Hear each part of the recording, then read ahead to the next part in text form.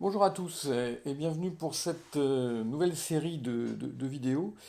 Alors pourquoi une nouvelle série? Parce que on va attaquer des gros morceaux, des gros sujets et on va les saucissonner en plusieurs parties pour que ce soit un petit peu plus digeste et que vous puissiez les assimiler progressivement.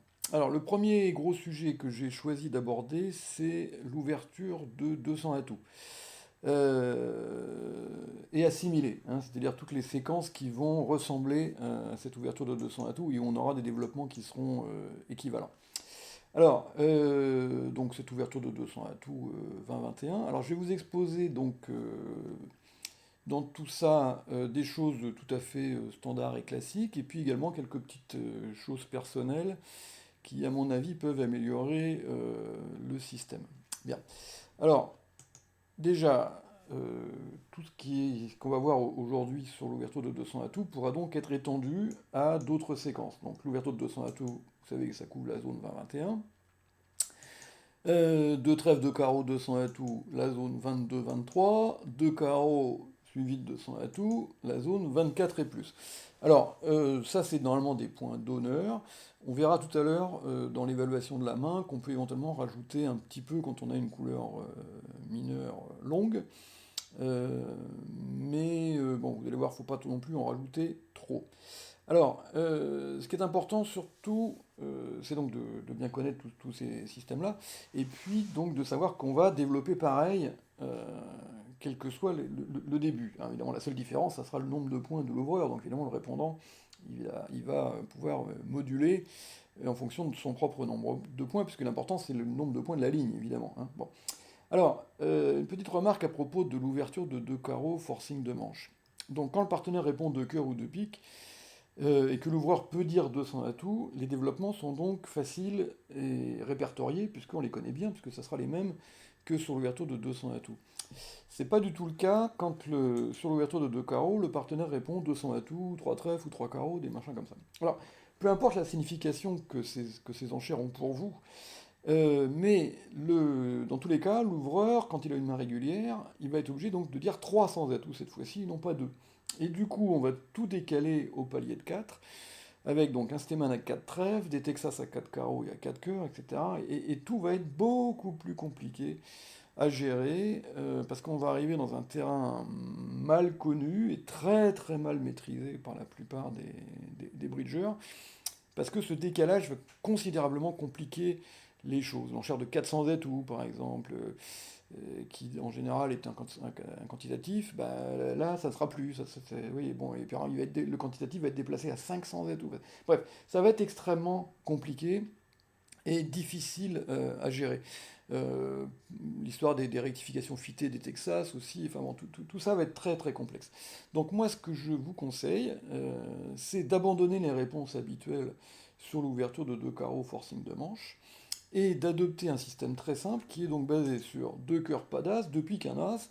Bon, et 200 atouts, deux as, alors 200 atouts, deux as, ça arrive jamais, en tout cas très très peu souvent. Et puis quand ça arrive, bon, en face d'un ouvreur de deux carreaux, quand on a deux as, normalement on est en zone de petit chelem pratiquement obligatoire. Bon, donc si on a perdu un petit peu de place, c'est pas forcément très très grave. Et l'avantage de ce système, outre sa simplicité, c'est surtout qu'il va permettre à l'ouvreur de redemander toujours à 200 atouts quand il a une main à peu près régulière, et du coup, on va repartir en terrain connu, voilà, avec un Steman à 3 trèfles, des Texas à 3 carreaux et à 3 cœurs, etc. Et du coup, on va bien plus facilement maîtriser la suite. Et puis, bon, alors, la couleur de l'as, quand il a une main régulière, ça n'a pas beaucoup d'importance. Bon, quand il a une main irrégulière, c'est vrai, ça peut être important, mais on ne peut pas tout faire. Et puis par contre, tous les systèmes basés sur un as c'est du jeu, un as c'est pas de jeu, un as c'est un roi, etc. Moi je déteste ça parce qu'on perd beaucoup de place au départ pour donner un renseignement qui franchement n'est pas urgent, qu'on pourra très bien donner après. Voilà. Donc l'avantage de ce système de réponse sur deux carreaux, c'est que du coup on retourne toujours sur nos pieds avec cette redemande à 200 atouts qui permet d'avoir des développements connus et bien répertoriés et donc bien maîtrisés, même si on n'est pas champion du monde. Bien. Alors, alors sur l'ouverture de deux trèfles, c'est un petit peu différent parce que là, ça dépend de votre système de réponse. Moi, j'aime bien répondre de cœur ou de pique avec une majeure cinquième.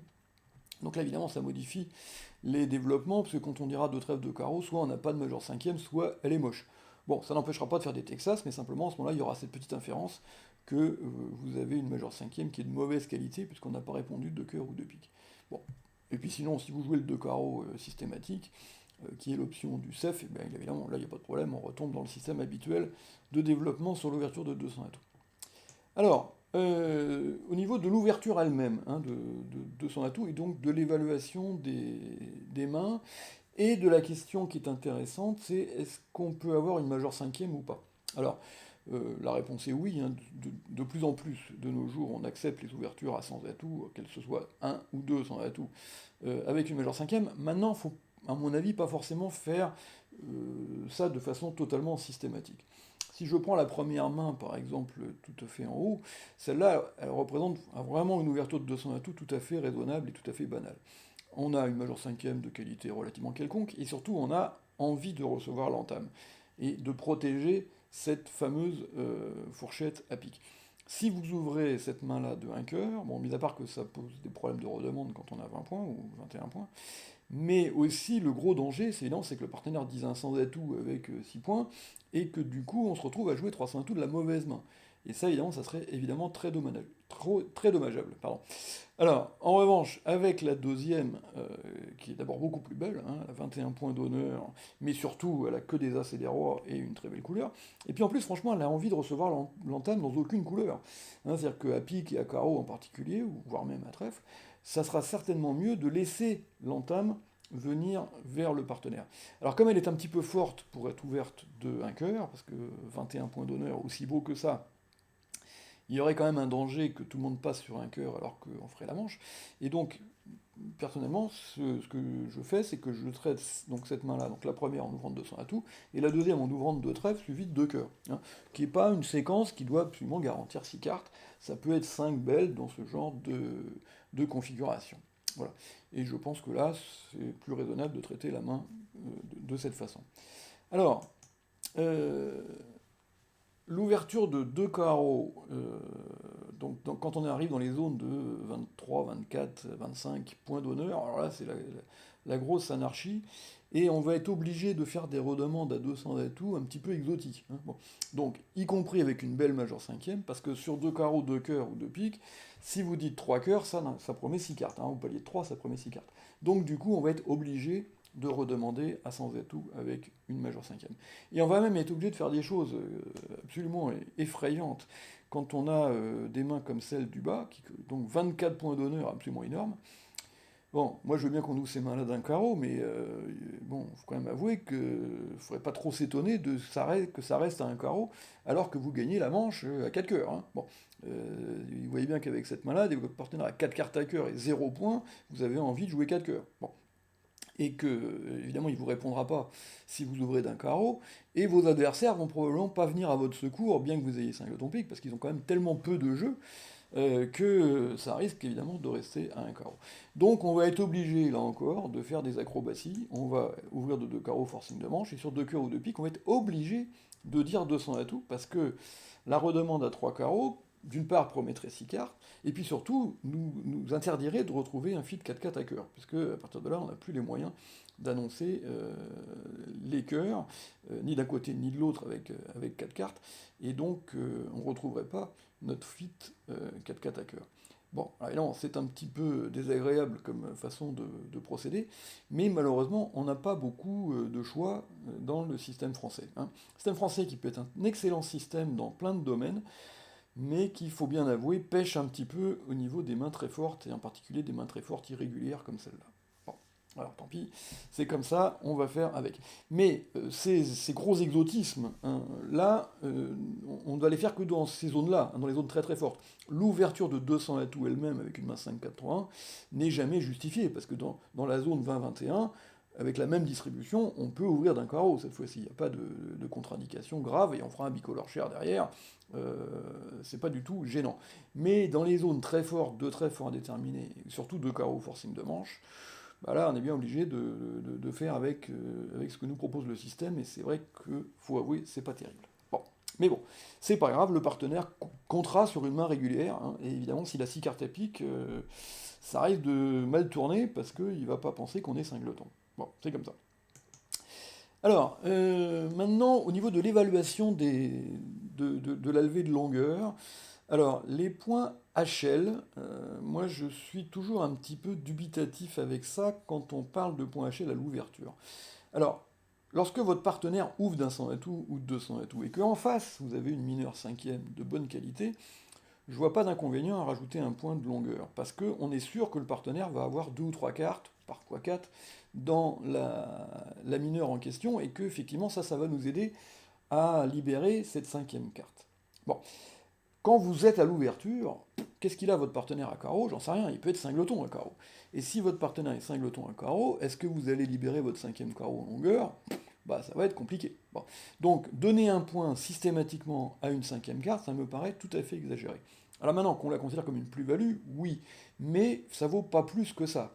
Donc cette main-là, qui a 19 points d'honneur, et qui par ailleurs est pas spécialement jolie, hein. Bon, eh bien, avec des carreaux pas très beaux, 4 petits honneurs sur les 8 honneurs qu'on a, donc ça c'est moyen, quoi, c'est pas très bon, très bon.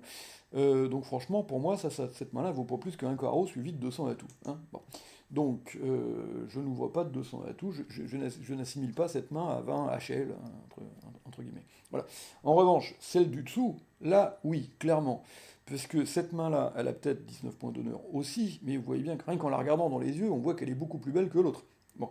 Et 5 carreaux à 3 valets 10, ça vaut une vraie plus-value, et un vrai point supplémentaire, parce que même si votre partenaire est singleton à carreau, vous êtes quand même favori pour faire 4 levées. Bon. Donc, ce qui n'est pas du tout le cas évidemment avec Roi Valet 8, 5e. Donc ça vaut vraiment une plus-value, clairement un point supplémentaire. En plus, deux autres petits éléments positifs, vous avez 2 10, alors qu'il n'y en avait aucun dans la première main. Et un autre élément positif auquel on ne pense pas beaucoup, c'est que vous avez plus de gros honneurs que de petits. Vous voyez, vous avez 7 honneurs en tout dans la main, il y a 4 gros et 3 petits. Et ça, c'est toujours une plus-value, surtout quand les petits sont protégés. Hein, c'est-à-dire que le valet de carreau est protégé par As-Roi de carreau, la dame de cœur est protégée par le roi de cœur, bon, le seul qui n'est pas protégé, c'est la dame de trèfle. Mais il est épaulé par le 10, donc, vous voyez, donc ceci compense un peu cela. Et là, cette main-là, clairement, elle vaut 20 points, et elle vaut évidemment une ouverture de 200 atouts. Ouais. Donc, faut pas être trop rigide dans ces domaines-là, c'est à vous de juger si votre main 5-3-3-2 vaut un point de plus ou pas quand vous êtes à l'ouverture. Alors, maintenant, il arrive aussi, vous le savez, d'assimiler les mains avec une mineure sixième à des mains régulières. Bon, alors là, il faudra clairement compter de toute façon au moins un point de plus, même si la mineure sixième n'est pas de très très bonne qualité. Bon. Donc si je prends ce jeu-là, par exemple, qui a 19 points d'honneur, là, le sixième carreau, bon, lui, il vaut quand même clairement un point, hein, même si les carreaux sont pas très très beaux. Et cette main-là, c'est clairement des sans atouts. C'est-à-dire qu'on a As-Dame de pique, Roi Valet de trèfle qui donne qu'une envie, c'est de recevoir l'entame vers ces deux fourchettes. Et donc il faut essayer de nommer les sans atouts le plus vite possible.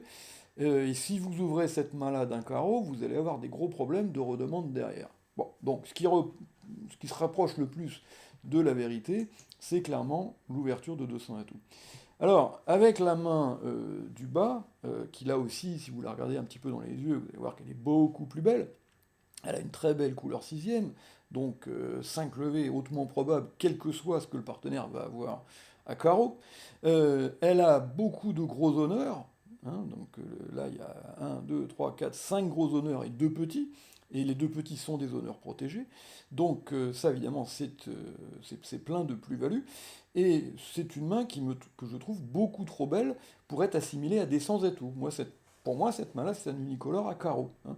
L'autre jour, j'ai encore touché un coup dans un duplicate de haut niveau, parce que j'ai ouvert cette main donc de 2 trèfles, donc c'était l'équivalent, et sur 2 carreaux, j'ai dit 3 carreaux, et on a trouvé le chelem à carreaux. Voilà. Bon.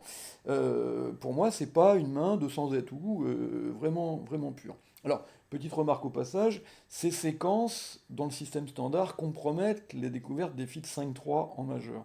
C'est pour ça que sur 2 trèfles, je préfère répondre de cœur ou de pique quand j'ai une majeure cinquième convenable. Bon, ce qui limite évidemment les risques de rater les fits 5-3. Si on joue le 2 carreaux systématique, évidemment c'est plus embêtant parce que là il y aurait un danger réel de rater un fit hacker en 5 et 3.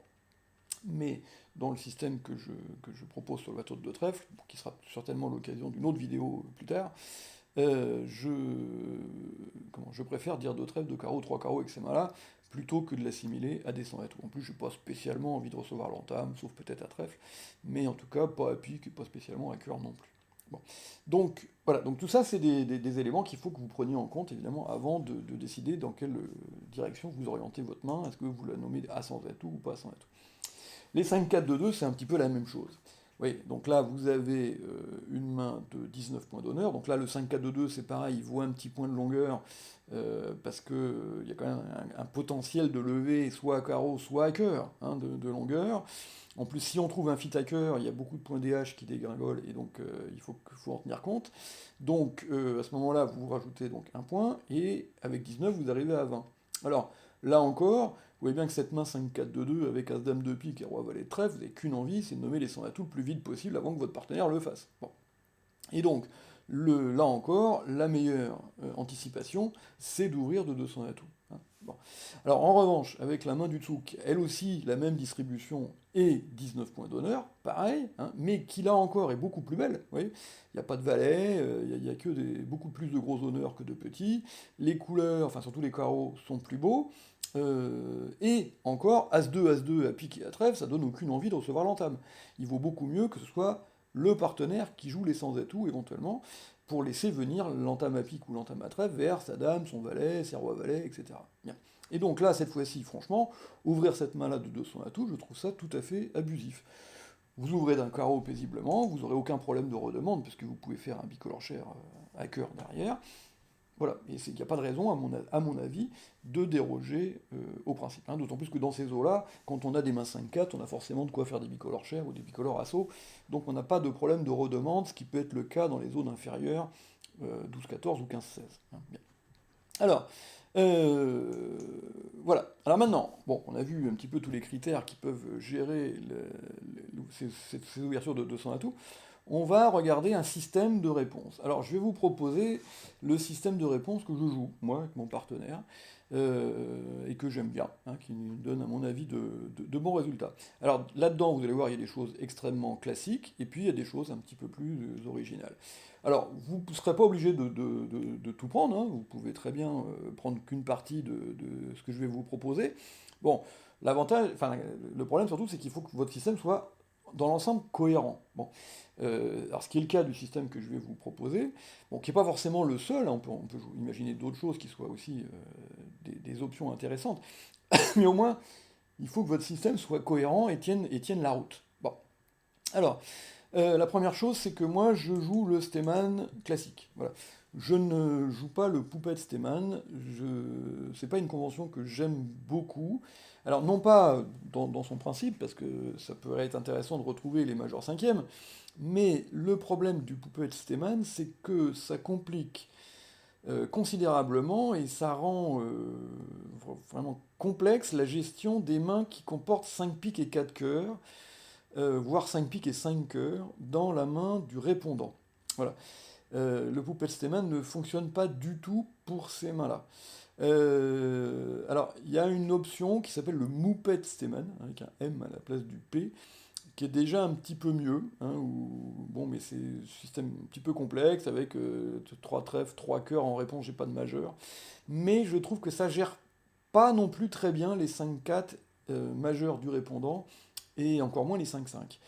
Donc j'ai examiné tout ça avec beaucoup d'attention et voilà, j'ai pas réussi à trouver une façon de couvrir absolument tous les cas.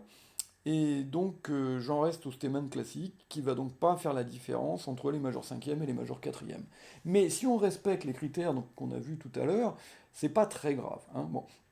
Et rater de temps en temps un fit 5-3 quand on a des mains régulières de chaque côté, en général, c'est pas très grave parce que très souvent, quand on a un fit 5-3 avec deux mains régulières l'une en face de l'autre, 300 atouts est en fait un meilleur contrat que 4 cœurs ou 4 piques. Donc si on rate quelques fits 5-3 de temps en temps, c'est pas forcément très grave. Voilà. Donc on va rester sur le Stayman classique. Alors ce Stayman classique, ça a l'air de rien, mais il y a quand même des développements à regarder très attentivement, alors aussi bien sur la réponse de 3 carreaux, pas de majeur, que sur 3 cœurs et 3 piques, et aussi sur 300 atouts, les deux majeurs, hein. Bon. Donc vous allez voir, on verra ça dans la deuxième partie de la vidéo. 3 carreaux et 3 cœurs seront évidemment des Texas tout à fait standards et classiques pour les majeurs. Alors, évidemment avec le principe de rectification fitée, hein, je crois que maintenant pratiquement tout le monde est d'accord euh, là-dessus. Bon, il y a 10 ans, il y avait encore un débat au sein des experts pour savoir s'il fallait jouer la rectification fitée ou pas fitée. Bon, il y avait même certains qui avaient proposé de faire l'inverse, c'est-à-dire de rectifier pas fité et de dire 300 atouts quand on était fité. Bon, ça a été quand même à peu près abandonné par tout le monde, parce que ça fonctionne pas. Et donc vous verrez l'intérêt de cette rectification fitée qui va nous permettre des développements de chelem et ou même de manches, d'ailleurs, beaucoup plus harmonieux que la rectification obligatoire. Maintenant, je crois que la grande majorité des experts sont d'accord là-dessus. Alors, maintenant, ça nécessite quand même de regarder bien les développements, en particulier l'enchère de 400 atouts après, les enchères de 4 trèfles et 4 carreaux, etc., etc. Il y a quand même beaucoup de choses à voir. Alors, l'enchère de 3 piques, donc là, ça va être un petit peu, on va sortir un petit peu des sentiers battus. Et moi, c'est une convention que je joue depuis pas mal d'années et que j'aime beaucoup et qui m'a ramené beaucoup de points. Voilà. C'est de pas jouer 3 piques Texas Trèfle, j'ai horreur de ça, je trouve que ça fonctionne très mal, mais de jouer 3 piques bicolores mineurs, donc au moins 5 et 4, hein, c'est 5-4, 5-5, etc., dans les zones de manche ou de chelem. Alors évidemment, si on est dans la zone de manche, d'après la théorie du singleton, il y aura un singleton qui traîne à cœur ou à pique. Les 5-4-2-2 de manche, on dira 200 atouts, 300 atouts. Bon. Mais cette enchère sera donc utilisée avec les 5-4-3-1 de manche ou les 5-4 de chelem. Voilà. Ou les 5-5, ou plus, hein, voilà. Et là encore, je vous montrerai comment on développe, vous allez voir, c'est vraiment pas compliqué, et ça fonctionne bien, hein, voilà.